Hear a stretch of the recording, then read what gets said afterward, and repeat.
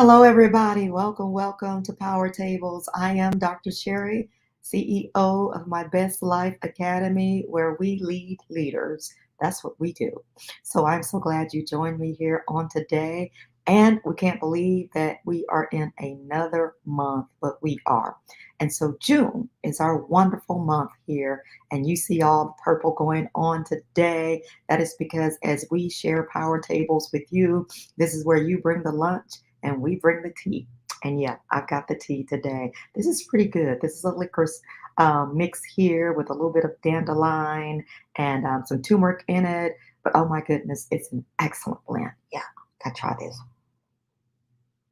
It's also great for inflammation as well as a little bit of weight loss. So it doesn't hurt to have this tea here. We'll be talking to you a little bit more about the wonderful teas that we bring as well. But today, this is Power Tables, and I'm so glad you guys are joining. So always let me know where you're hailing from. But we also want to do something this month, and that is to bring some awareness because June is also the month of Alzheimer's awareness. Yeah. Alzheimer's awareness. And so we wanted to share a little bit with you in this month, as purple is the color that is representative of this month for June, Alzheimer's Awareness Month. And we're going to go to alzheimersassociation.org. And of course, they have some wonderful things going on over there, including some challenges, but also some things we want to bring to light because I asked the question today, what is on your mind? What is on your mind? Alzheimer's is that disease that affects 55 million people worldwide. If you can imagine that all of a sudden you have this person before you that slowly changes and becomes someone that not only you don't know, but they don't know you. So we're still working on a cure in that one. They also have some things now that can help to slow down the dementia, slow down the process, but also some things that we want to share today, which is what does early detection look like? We'll share in this month about minimizing your risk. But today, if you don't know what to look for, you don't know what to do about it. And the easiest way to know how to fight any enemy is to first of all identify that enemy. And so we're going to talk a little bit about identifying things that look normal and things that, well, might not be quite so normal. And so if you're experiencing some of this, or perhaps you know someone who is, the time is now to not only have that detected, but diagnosed. Because the earlier the treatment, the more that we can slow the progression of it, the process down, and enjoy what you know as quality of life with your loved ones and your many friends. So, hey, we're going to go ahead and do that today. So, first things first, you got to know some signs, and there are some early signs with this one. The first one is memory loss that disrupts daily life. This isn't just the normal memory loss, okay? This isn't the one where we're forgetting names and maybe some appointments, or what we call you walk into a room and you kind of forget why you went in there, and then you have to step out of the room and all of a sudden it comes back to you, okay? Those are some normal signs of aging, the aging process, or what we simply term senility many times. But dementia, of which Alzheimer's is the most common of those types, this is one where it's not quite that simple. We're forgetting recently learned information. Other things, you're maybe forgetting dates, important dates, events, such as your wedding date, such as a birthday of your firstborn child, asking the same questions over and over, increasingly needing to rely on memory aids, that is, reminder notes or electronic devices in order to remember things. And yeah, I know we carry around these wonderful iPhones and iPods and all these things that we have going on, but yeah, it's a little bit more detailed, especially when you don't really remember what your phone is supposed to do. Not just you lost it, but what does this thing do? And then family members, for things that they used to handle. That is, we're counting on them a bit more. Maybe you used to manage the bills and, make the grocery list out. And all of a sudden, now you're really depending on someone else to do that, or it doesn't get done at all. Forgetting bills, those things that disrupt life. But then the second thing, we have 10 of these. The second of the 10 It's challenges in planning or solving problems. That's huge. All of these things, you can go to Alzheimer's Association, their website, and you'll find them. But we want to share them because many times we don't think to look for these things because we have other things on our mind. Challenges in planning or solving problems. What does that mean? It's not the occasional errors when managing finances or household bills. Maybe we forgot to carry the one over, and instead of it being 190, it's really 290 or whatever that is. So things like that, that's just aging process, normal aging process. But we're talking about things such as living with people who experience changes in their ability to develop or follow a plan or work with numbers. We have a simple thing that when we're examining patients and they may come in with cognitive decline, or maybe the family has noticed that they're not quite as sharp as they used to be, we do what we call a mini mental exam. And in a portion of that, we will ask them to do what we call serial threes or serial sevens, or we'll ask them to subtract 7 from 100. And then whatever that answer is, subtract 7 from that, and so on, and see how far they go. Usually, most people with Alzheimer's will not get past the first two, no more than three of these. They'll be stumped because the numerical processing and the processing of numbers seems to diminish very quickly. And so things that they used to do, what we call executive functions, they lose that fairly quickly. They may have trouble following a familiar recipe, maybe even one they've developed for the family, and all of a sudden they'll say things, girl, I can't remember that anymore. Go ask your mom. If this is your grandmom that you're talking to, they'll say, go ask her, or they can remember that, or keeping track of monthly bills. They tend to lose things like that. So water can be cut off and lights can be cut off simply because they couldn't remember that date anymore. And it takes a lot longer if they're able to do any of these executive functions, such as, subtractions or multiplications. It may take a little bit longer to do that, longer than you would expect. Yeah. So those are some things that, commonly happen with them. The third thing that can happen with them is that there's difficulty completing familiar tasks.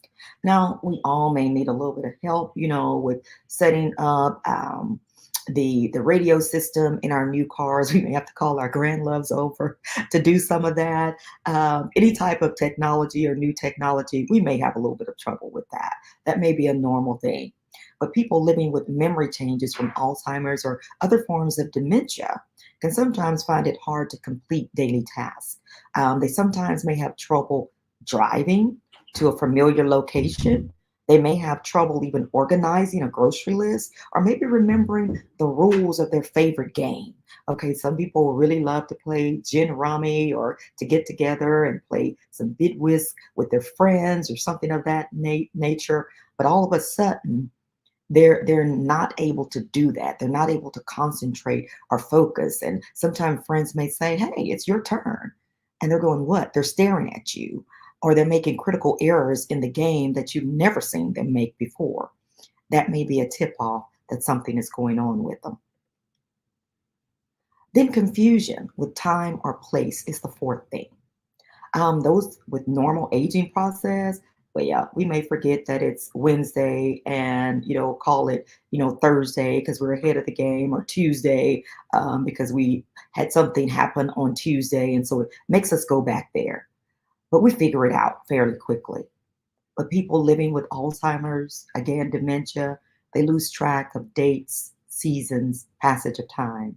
That's why if you've ever been in the hospital or you've had to go through the emergency room, maybe you had a hit on your head or something happened, they will ask you, what day is it? What year is it? Who's the president of the United States? Those things where we're trying to find out, are you with us? Is your orientation and your sensorium clear? Yes or no. So we can do that fairly quickly. And sometimes it becomes very irritating to people who are with it in the normal aging process, because you'll be asked that, especially if you're admitted to the hospital, you'll be asked that over and over. Even if you go in for a routine doctor's appointment, after a certain age, this becomes a normal part of the exam, or at least it should, so that they can get an idea. Are you cognitively with it? Is your mind still there? Are you able to still process and to work things through? And if we don't have a sense of time or place, people can fairly forget things very quickly, including where their home is. And that can become very dangerous. It leaves them open and very vulnerable. The fifth thing that we look at to make a decision if this is just normal aging or maybe it's a bit more is we look at trouble understanding or things with visual imaging or visual spatial imaging, visual spatial relationships. And if there's some trouble with that, then it may be a little bit more. So it's not just vision changes such as what you would have with your cataracts, okay? Because we have something that's obstructing your view. But sometimes when it's a little bit more, it may lead to experiencing vision changes, which could lead to difficulty with balance, trouble reading, also problems with judging distance. And so, therefore, if you're driving, it may be very difficult to judge how close or maybe how far a vehicle is from you, determining color or contrast, which can make it difficult again in driving because we have these wonderful stoplights. And if we're not able to tell that red is red and red really means stop, we may be going and that could create a dangerous situation. So it causes some serious issues with driving. And many times those are the things that others will notice. I know that with one of our neighbors once before that she was getting lost. And that was one of the first signs that she really wasn't with us anymore, that there was significant cognitive decline and someone had to actually come and get her. Thankfully, it's a small community. They knew to call family and who could come and get her and then get her in for that examination. One of the other ones, which I thought was amazing to me, is that I had a friend of mine and his mother. He knew, of course, she had already been diagnosed with Alzheimer's dementia, but she was a little bit early, maybe midway in the game, so to speak. And so he wanted to do something that while she still had some recollection of who he is, that he wanted to take her on this vacation. And so he decided to do one into Alaska, and so that he would have that memory of him and his mom. And so he awakened one morning. She was completely dressed. She loved to get up early and get dressed. Been a teacher and educator for many years. But he noticed that she was moving from side to side in front of a mirror, just the mirror that was on the back side of the door. And so he said, well, mommy, what's going on? Are you okay? And she said, yeah, I'm fine. I just want to let this lady by. And every time I move, she moves. She had no idea that what she was looking at was her own reflection. And so it can be very serious. Of course, he was able to laugh, as we say, to laugh to keep from crying. But he realized then that the disease was progressing a little bit more than maybe he had once imagined. So there will be visual spatial relationships and visual imaging difficulty as the disease progresses. The sixth thing is that new problems with words in speaking or in writing. Now, we all may have a little bit of trouble finding the right word at certain times. We want to say the same and it comes out alike. And yeah, while it's a similar thing, it's not quite what I wanted to say, but I just couldn't seem to get that word out at the moment. And then a few minutes later, you go, this is what I was thinking about. And it will come to us fairly quickly. But when there's a problem such as Alzheimer's dementia, or perhaps some other form of dementia, we have trouble following and perhaps even joining a conversation. You'll notice that many times, I've seen this with our patients. We see people who are sitting there, they either have checked out or they almost look confused trying to figure out the flow of the conversation.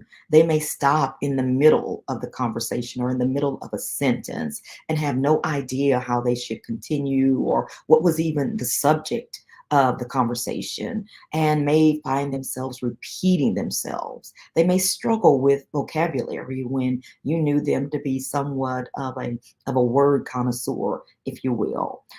They have trouble naming a familiar object. Maybe it's a ball or a pen, and they may say that thing that I need to, you know, put on the paper. And you'll go, okay, a pen? Yeah. Okay, they have trouble finding that word, something commonly that they do all the time. Or maybe they're using the wrong name. Instead of saying a watch, they may say a hand clock or a wrist clock. And you're sitting there going, what are they talking about?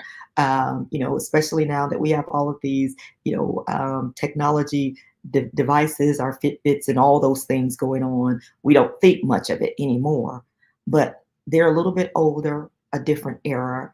And so they remember or thinking watch, but it's coming out something else. And we're having to figure out what that is. Yeah, it can be that serious. The seventh thing is that they're misplacing things and losing the ability to retrace their steps. Now, how many of us have gotten up and tried to remember where our keys are? If you don't have a designated place that you put it in, then you're looking at trying to retrace your steps. And so most of us can go back to yesterday evening, and we went to the grocery store and we got through the door and the phone started ringing and we put the first bag down and it was something important going on. And we had to go and look in our bedroom for a paper, and okay, we're retracing those steps. And as we get to the bedroom where we walked in to find that particular document, there are keys sitting there. And we go, okay, it took a few minutes off, but hey, we found them. Let's go. Okay, so we've all had something like that happen to us, or perhaps something similar happen to us. But when it's Alzheimer's, when it's dementia, when it's not normal, then we may put things in unusual places. We may lose things and be unable to backtrack, if you will. And so sometimes they may even accuse people of stealing their things, especially as the disease progresses. So the keys you may find in the freezer. You may find them in the refrigerator. You may find them in the microwave. You may find them in a bathroom cabinet where they were going to get medication, those types of things. They're not in the normal places. And unfortunately, they don't have the mental resources or capacity to backtrack or even to tell you where it may be. You may even find things in the mailbox if they're still going to check mail. Yeah, yeah. So that's when we know things are a bit serious. The eighth thing is that there is a decrease in judgment or perhaps poor judgment, where they were great with their judgment and making decisions. Now they're making very poor decisions. So this isn't the bad decision or the poor decision or the mistake we make once in a while, like forgetting to, put oil or change oil in the car. Thank God for the wonderful cars now, the smart cars that leave us messages now. On our panel and say, hey, time to change your oil, time to do this, time to do that. So, those things that even with that, we may think, oh, I got a few more days and forget about it, even as the message pops up in the morning when we start the cars. But with Alzheimer's and dementia, it's really a bit more significant as far as changes in their judgment and decision making. For example, they may use poor judgment when dealing with money, where they were always very diligent with budgeting and making sure that bills were being paid. And all of a sudden, they're just making snap decisions and money's going out the door, and we're trying to figure out what's happening. They may be paying less attention to grooming and keeping themselves clean because that requires a little bit of mental real estate, and that's slowly dwindling for them. So those are some things that you can pay attention to, but usually judgments, financial decisions is usually where we will see most people at the top, because that's considered an executive function. And now they're making very poor decisions. So we have to pay attention to that. And usually someone will have to take over that part of the household, budgeting or the paying bills or to making those financial decisions for them because they just don't have the capacity for that. And this may be a time where we need to talk about getting power of attorneys, especially those that can take care of our executive function. So, not just the medical aspect, but the legal, financial aspects as well. Withdrawal from work or social activities. So, as many of us are working a little bit longer, and AARP is noting all of those wonderful things, um, we may notice some changes with those who are having difficulty with their mental capacity. Sometimes feeling uninterested in family or social obligations, that's just a normal thing. That's normal aging. We're tired, we're working these hours, and maybe we just want to rest for a moment. So maybe we're not in the circuit like we used to be because we're taking a little bit more care of ourselves. We're paying more attention to self care and doing the things that we need to do. But people living with Alzheimer's and other types of dementia, they experience changes in ability to hold, to follow the conversation, as we talked about before. And as a result, they tend to withdraw. They withdraw from hobbies, things that they enjoy, maybe even going to their grandchildren's events and they love those things, but now they just don't want to do it. Social activities, even things such as church, they may not find that they want to go anymore because maybe they're not able to follow the sermon or even the activities that are going on. Other engagements, such as weddings and things that they may look forward to, baby showers, they maybe just don't want to do those things anymore because they have trouble keeping up with what's going on in the room, the flow of the room. They have trouble keeping up with their favorite teams. Maybe they love baseball. In our country or in our the neck of the woods, as we say in Texas, Astros and Texans, and all of a sudden they're no longer interested in that, or even the activities with football. Maybe they loved March Madness, and that's not something they're interested in anymore simply because they can't follow it. So they withdraw from work or social activities. And then the 10th thing, which I think is one of the biggest things as I looked at this one, changes in mood and personality. What does that look like as we mature? Or for the normal and the senile, or what we call normal aging, we may develop very specific ways of doing things.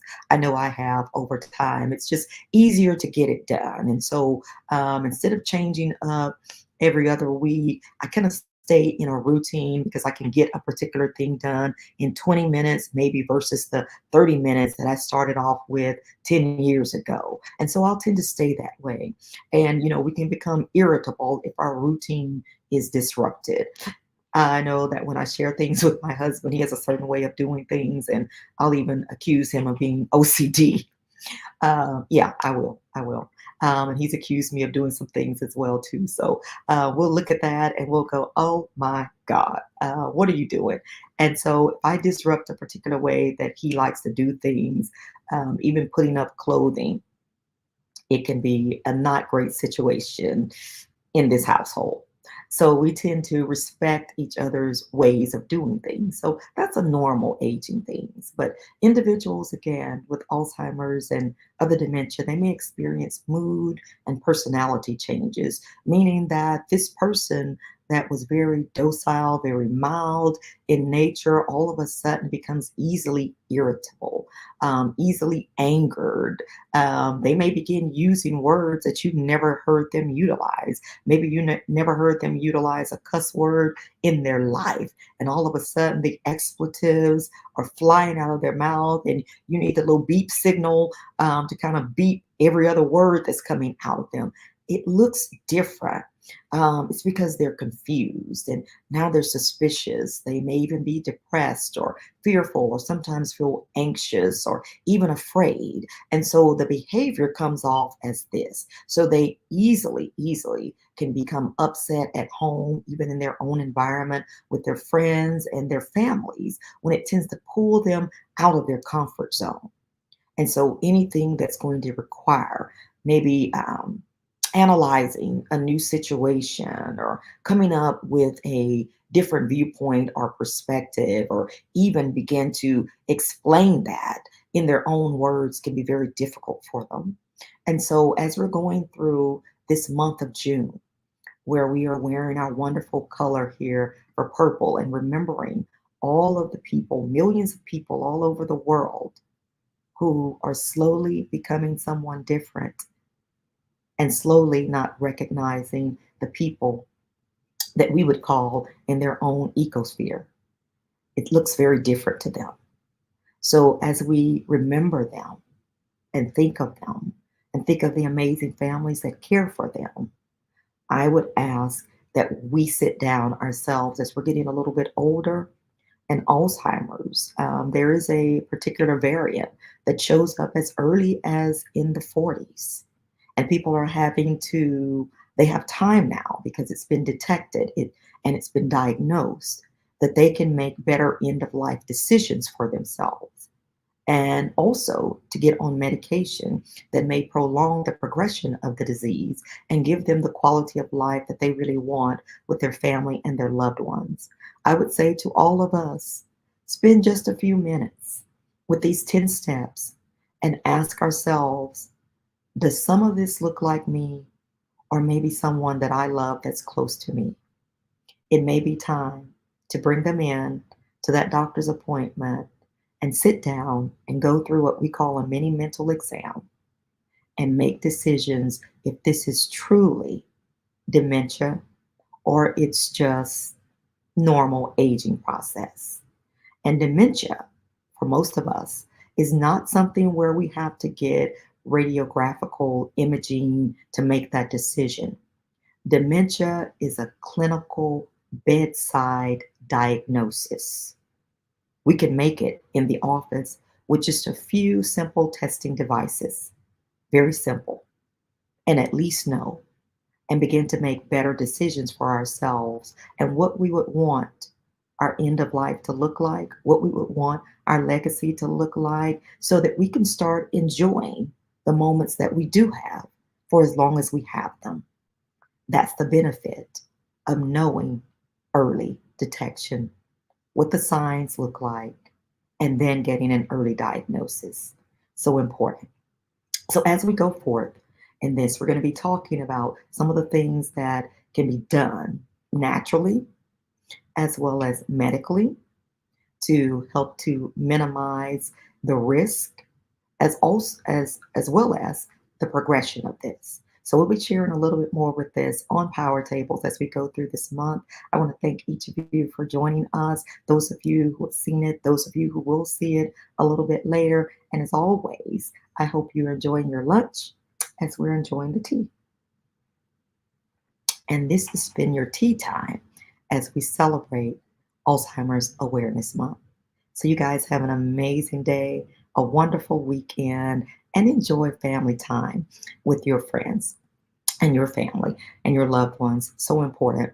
Also, want to make you aware we are going to have an amazing event on tomorrow. So excited about it. It is called the Formula for Success. I get to sit with three dynamic ladies on tomorrow. That's Saturday, June 8th. This is a virtual event. And so anyone is welcome. It's a virtual free event. All we need you to do is to go to Formula 4, that's FOUR, formula4success.com. Go over there and register and join us for an enlightening time as we talk about family, friends, finances, and yes, faith. I'll have the distinct honor to share a little bit more with you on what's on the mind as I share my topic, Mind Your Mind. You'll want to join us on tomorrow for this free virtual event. Go ahead and sign up, and I look forward to seeing you there, as do my amazing sisters. And we'll have time to do a little Q&A, some free gifts coming your way. Yep, you definitely want to join us. So stay tuned for that, and our flyer that you're going to see on my page for sure, and most of my social media as well. So we would love to have you join us in this virtual room. Girl, you can do this while you're doing your hair and getting your nails done. Put those earbuds in and come on. It's going to be that event. Yeah, That's what we do. All right. We're going to conclude our power tables on today. Thank you so much for sharing lunch as we shared the tea on today. I am Dr. Sheri, your host, and I look forward to joining you in a few more weeks. Take care.